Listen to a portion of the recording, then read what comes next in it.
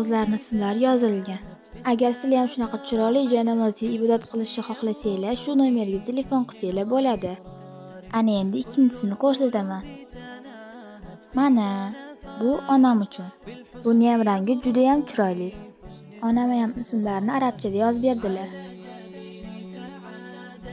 وأفكاري تجري الحروف بأشواق وأزدار هذه يا قد سرت للسعد في أمل Bu esa bonusi.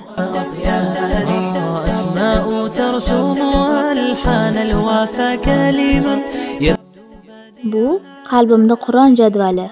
Bu jadvalda Qur'ondagi suralar nomi yozilgan. Sura yodlaysizlar, yodlagan suralarni bo'yisizlar. Bu bo'lsa Zamzam suvi. Bu bo'lsa Instagramlari. Aytganimdek ismlarni chiroyli qilib